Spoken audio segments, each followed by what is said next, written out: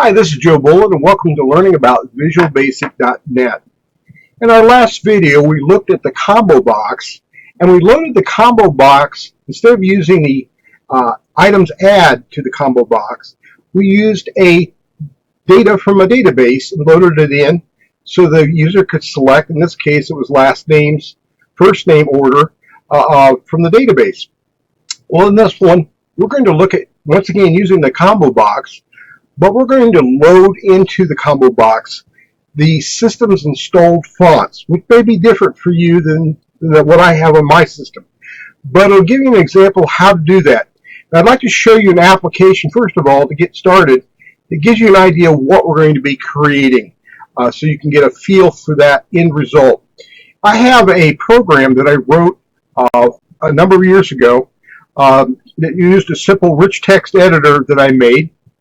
And I created it so that it would mimic basically Microsoft's Word program at the time. And normally you would go up to the format on the menu and choose the font dialog box and bring that in. That's using the normal fonts dialog component. And you can select your fonts, and you can see the different types of fonts as you scroll down on that. You'd select the font style and also the size that you'd be using. Well, we're going to not use the font dialog box in this case. We're going to create our own combo box.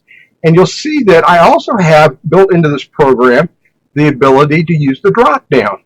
And so I could select my area here, hit my drop down, and I can also choose different sizes. For example, there would be the bold, and I'd get that.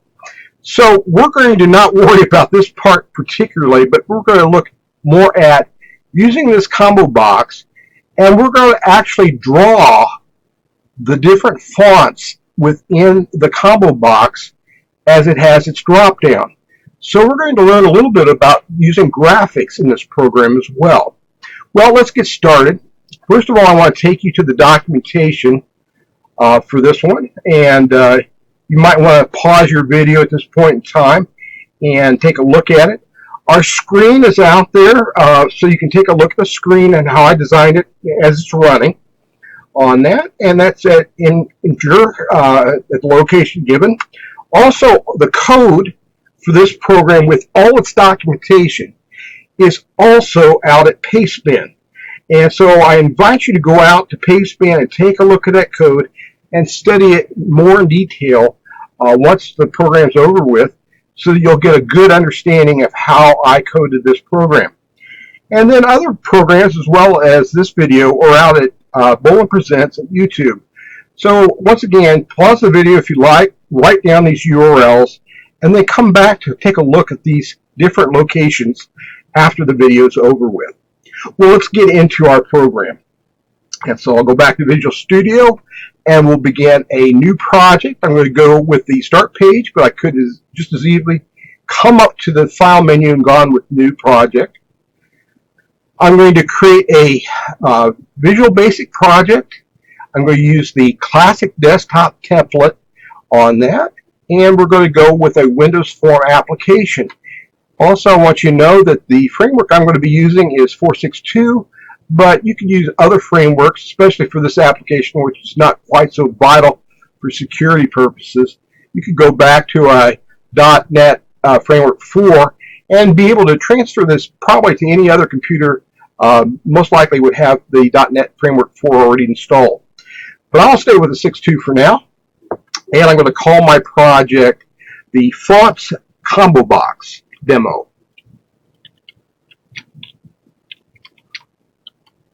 All one word. Hit OK, and it'll create our form in the Forms Designer. First thing I do is come up to the Solution Explorer, and I rename Form 1 to give it a little bit more meaningful name. And since this is our first form, it's going to be the main form. So I'm going to type in main form.vb. This is a Visual Basic form. Then I'm going to click on the form and highlight it. You'll see it in my properties area. And I'm going to scroll to the fonts area and set the font. Microsoft recommends a font Seago UI. In fact, I'm using the fonts dialog box. So I'm going to hit SE for Seago UI. Regular point. Microsoft recommends for its Windows Forms 9-point size, but for this application, for you to see easy on the screen, I'm going to change it to a 12-point size. I'm going to click OK. You saw real quickly my form changed in size. Now I happen to know what I'm going to end up with on my size, so I'm going to scroll down to the size property and key in directly the size, which is 470 by 240. Okay, and now we've got that set. I'm also going to change the caption area, which is the text property, from Form 1 to, say, Fonts ComboBox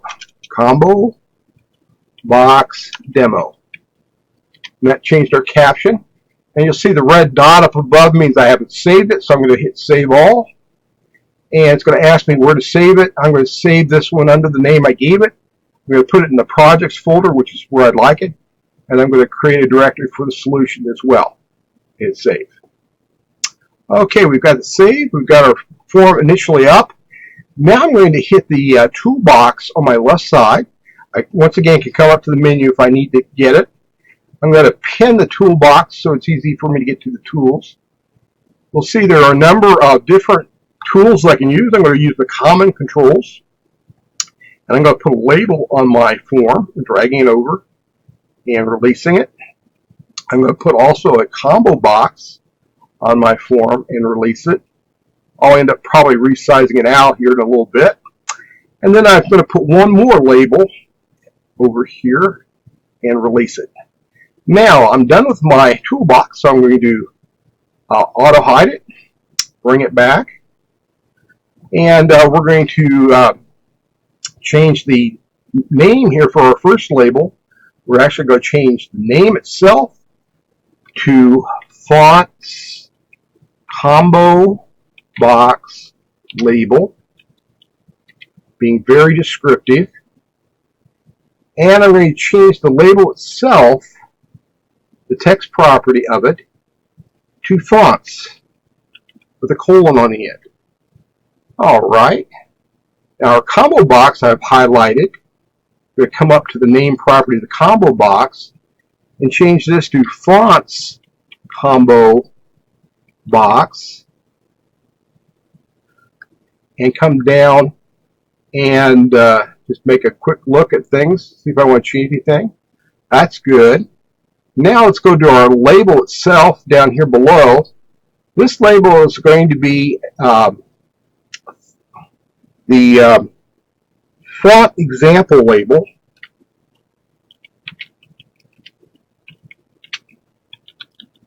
For its name, and I'm going to create its text property of saying example of selected font. Here we go. Now I'm going to take this one and also change its size a little bit. Right now it's 12 point. We're going to make it 18 to make it a little bit bigger. And so I'm going to scroll to the font section, change it to say it's going to be 18 point. Tell you what, let's make it bold as well. There we go. I don't want to go bold. I'll take that back. Let me go back to regular. There we go. We'll keep it at 18 point. Now I'm going to take this and change it from auto size true to false, and it'll give me my sizing handles. I'm going to drag those sizing handles out a little bit, and I'm going to do a quick eyeball real quickly and sort of line things up. I'm going to also change this over a little bit, bring that out a little bit, and once again stretch this a little bit more. There we go. So I've changed the, whoops, I didn't mean to do that. Let me get that out of there. I'll come back. What I want to do here on this particular label is I also want to change it so that the text alignment is a little different. I'm going to change the text alignment for this one to middle center. And there we go. Now for these two forms, I'm going to highlight both of them and anchor them here. In this case, top left and right. For that, and for this bottom one, whoops, I'm going to anchor this one instead of top left right. I'm going to take off the top and do the bottom part there. There we go. So when we resize the form, they'll stay pretty much where we need them to be. Okay, we've renamed our different labels and ComboBox on here, and we're ready to look at the code. Now what I'm going to do is save all first. I'm going to highlight the form. I'm going to click on the form once, and it's selected, main form is selected. Now I can come over here to the lightning bolt to the events that are available for the form. And the default event is the load event. Now I can just click there, or I could come over and double click on the form itself. So let's double click on the form. And that'll create our code. I'm going to change it a little bit now so I can see it better. And I'm going to put a underscore here and bring that down to use our continuation character and make it a little bit easier to read. And in this load event, we're going to take care of our form and get things done. So what we're going to do in that initial spot before we load the form is initialize our ComboBox. So first of all, I need to get a hold of my fonts that I have available in my system. So I'm going to declare a variable installed fonts, and it's going to be as new system dot drawing dot text dot installed fonts collection on that. So that is the long way to get to it, but that gives me my installed fonts that are on my system on it, so I can reference them.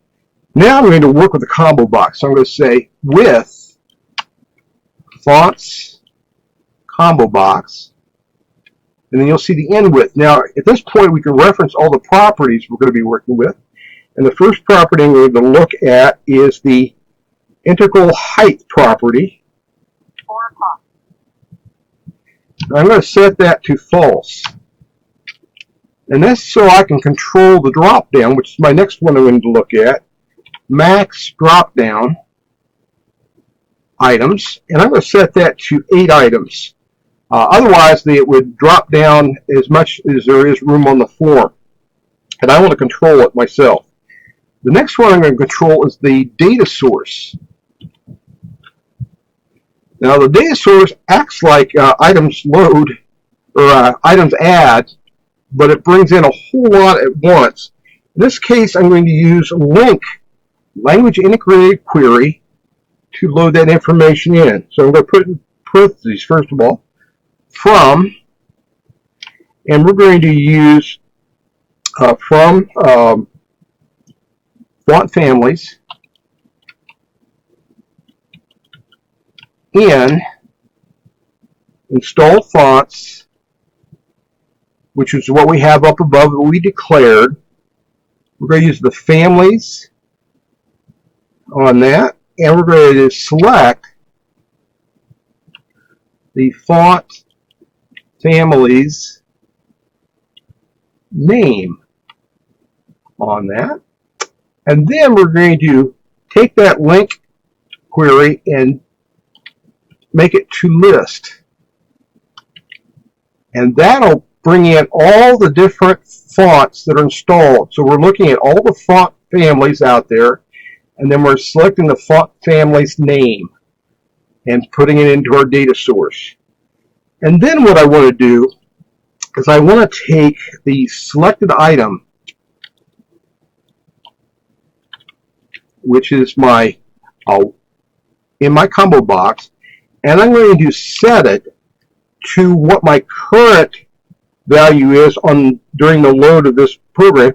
So I'm going to go to Font, ComboBox. I'm going to use the ComboBox label dot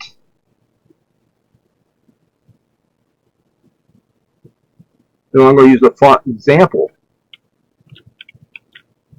Ooh, I didn't name it. Sorry. Let's go back to our designer. Come over here, make sure I renamed that right. Font example label. I did name it. Let me come back. Not fonts, font example.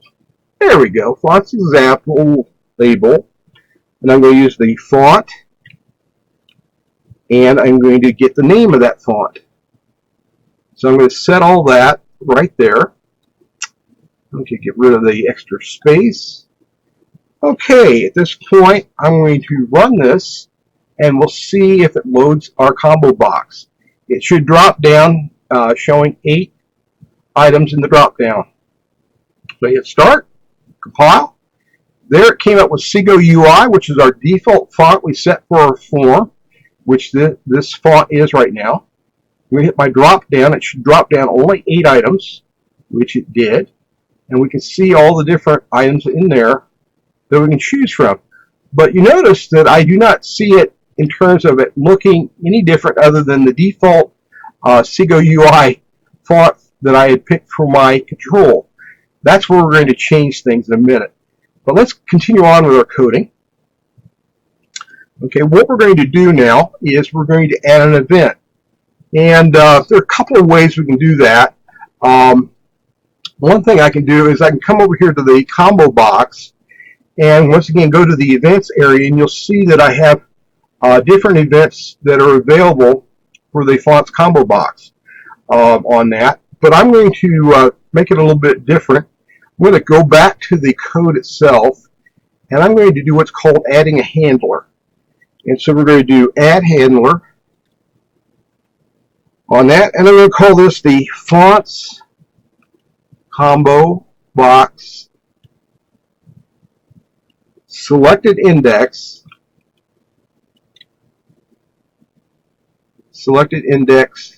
changed event on that.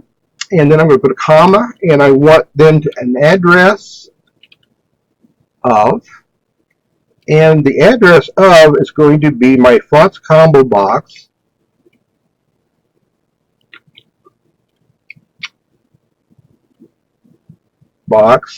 underscore select index changed on that.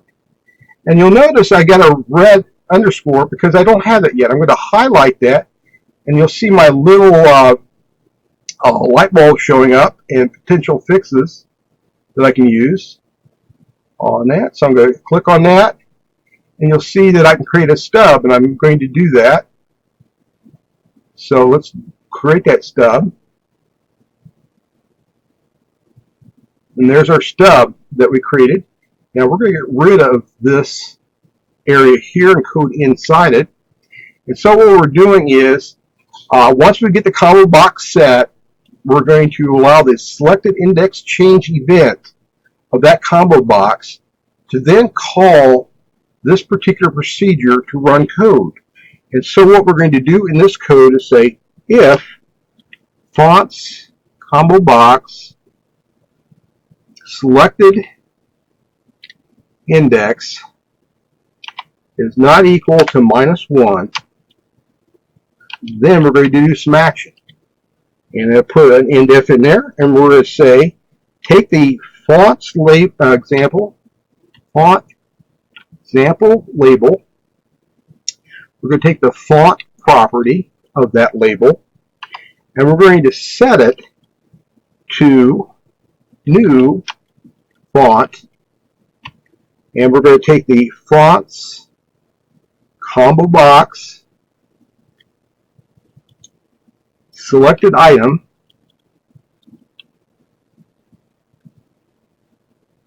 not the index but the item. We're going to change it to toString to get the name on that. And the second parameter is the size, font example label font size. There we go. Okay, I'm going to put this on a new line down here. So I'm going to click right there and bring it down. And let's come scroll back so you can see it better. So what's going to happen is, as the combo box gets new information that's selected, the index will not be -1, but it'll have a value. We're going to then take that selected item that's there, which has the name, and we're going to take that to a toString and re-declaring it as a font that we can use for their label. So let's see this part work now. Okay, there's our program running. I'm going to change the font, and let's scroll to something different. Let's go Rockwell Extra Bold and see what happens. And it changed our font down here as it came through this part of the code. So there we've got it working. There's a script. Now let's get our drawing so we can get this part to look like the font we're going to end up selecting. And so let's add the last part of our code to this one. And for this one, it's where we start to learn how to use graphics in our code if you've not done that before. So I'm going to go back over here to the designer. I'm going to go to the combo box here and come over here to the events of the combo box. And one of the events is, if I scroll to it, is an items draw item. Where it is, draw item, right there. So what I'm going to do is double click on this to create the event handler for that, and that'll go into our code. And I'm going to come over here and once again put that continuation line character in there. And here's where we draw the code.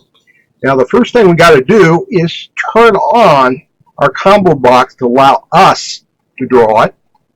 So I'm going to come up here to our combo box once again and change one of the properties to it. What I'm going to do is add to it a draw mode. So I'm going to come up here to the top and set another property in our combo box called draw mode. And the draw mode will be equal to draw mode owner draw fixed. And I have to scroll right there. There we go. And that allows us now to draw our thing.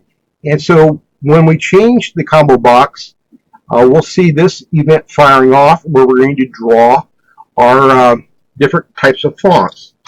So now let's come back and do that. The first thing I want to do is, as we come in, this will be my combo box I'm working with. It's the sender. And I'll also have access to some of the values of that combo box with the E augments that we have here. So what I want to do, first of all, is do a dim. I'm going to declare my combo box as combo box. And what I'm going to do is set it equal to my sender. And what I have to do is convert it. So I'm going to do a C type. That converts it with that. So I'm taking the sender and converting it to a combo box. There we go. So now I've cast the object. Comes in as an object, so I have to cast it back as a combo box. So that gives me the combo box so I can reference its properties. And then I'm going to dim, or declare I should say, my font as new font. And that new font is going to be C type. Once again, I'm going to have to cast some information. In this case, I'm casting my combo box the one I just declared and have information about. I'm going to get its items.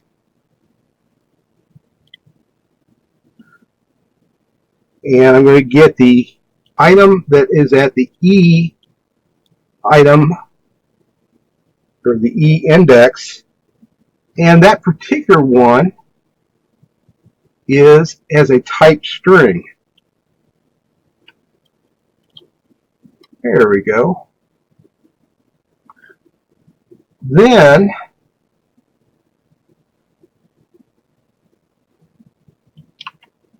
I also want to have my ComboBox font size used. So I recreate a font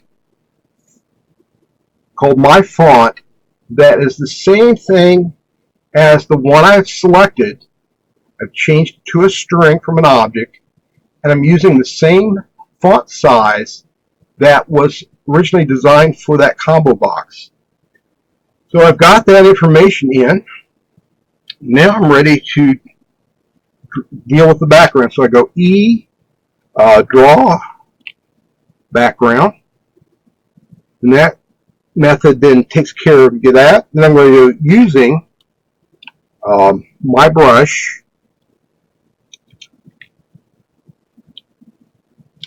as new solid brush, and here I'm going to use the ComboBox's 4-color.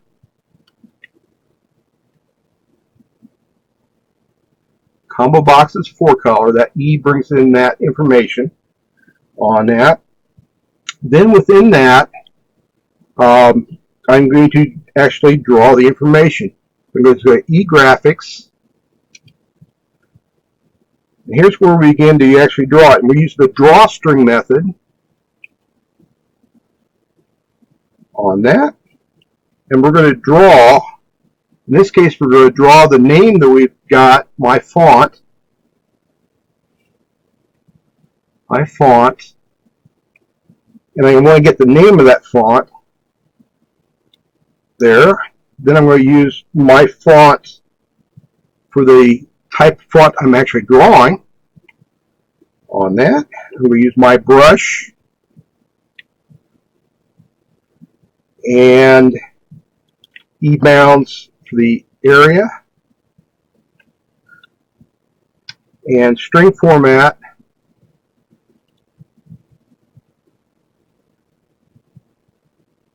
generic default. Okay, now you'll have to probably go out to Microsoft's MSDN and look up the graphics drawString method to understand what's going on, but this is the actual string that I'm drawing in that area of the ComboBox. I'm using the font itself for how I draw that string, and then I'm using the brushes. In this case, I'm using the color of the ComboBox's 4-color in there, and I'm staying within the bounds of that area and drawing out that string, and that takes care of that.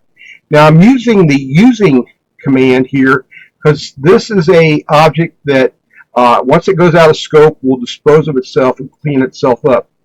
And then the last action I have here is E draw focus rectangle method, and that takes care of, as it says, draws a focus rectangle within the bounds specified in the overloaded system windows forms drawing items event logs on that. So that's the last part. So what we're basically doing is getting that background. We're then declaring a brush that we're going to use to write our string. We're using the drawString method. We're bringing in that font name that we have in that text box, and then we're using that font to draw it. So let's see it work. Now remember, the key to this is I have to have draw mode equal to draw mode owner draw fixed. Let's see it run. Okay, there's our ComboBox up. I'm going to make this a little bit bigger, I think, for you to see. Let me bring that back. There we go. Now let's change it to something a little bit wild. Let's get to use a script one there. And we can see the script come in. We can also see that the different things that we're drawing now look like what we're going to end up with on that. So we can actually take a look at the type of font that we're going to be selecting, because we're in control of drawing that information in place. So we can choose all the installed fonts we have on our system and take advantage of what's there. For example, if I want to have something that looks like a computer terminal, I can hit the console there and it would look like a computer printout. Or if we want to make it look like handwriting, I've got that. But I get to see it in my drop down, and that's the point. And also, as you see, I set the maximum drop down to 8 different items by controlling that in the settings. So this is how you take care of doing that in a program like my little editor that I created. So we can change our fonts and work with it. Once again, coming back to our code, very simple on that. Let me change it back so you can see it. We basically have only 3 routines. The load event, where we first get our installed fonts, going out to the system drawing text installed fonts collection. We then set our combo box with the properties we need on that. Now, some of this could be done in the properties window area of the combo box, but I chose to do it in code so you could see it. And then the important thing is the data source line, where we go using LINQ. We're basically bringing in the font families. We're selecting the font family's name and then bringing it to list to our data source. So that takes care of that. Then we set our handler, and that handler then runs this selected index change. And we see when we change our combo box settings, all of a sudden our output changes, casting our string. And down below is our actual drawing process, where we draw the string in the combo box drop-down items area with the font that we selected on it. So you might want to go out to Microsoft Development Network and look up the drawString method to understand it. Also get a better understanding of graphics, and also dealing a little bit with LINQ.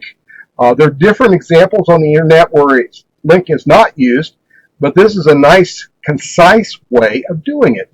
And it will also introduce you to using language integrated query in your code on that. So that takes care of our project for today. Get your hands dirty in the code. Go back out to Pastebin. Take a look at the code where I have the documentation for this particular example. Try it out yourself and learn how to use it. You can only do it by getting your hands dirty in the code and getting sort of muscle memory about what you're doing and understanding it. Now also go out to Microsoft Development Network, MSDN, and take a look at some of the specific methods we used in this program so you understand more about those methods. We'll only touch base with a little bit of our graphics in this one, but there are a lot of other things you can do. And if you like graphics and doing different things where you're controlling the graphics in your program, then you want to read up on how to use the graphics kind of drawing events on that. So go out, get your hands dirty in code. Once again, our code information is out there. You might want to stop the video and take a look, write this down. But go out and get your hands dirty in the code. And until next time, get your hands dirty, do some coding, and take care.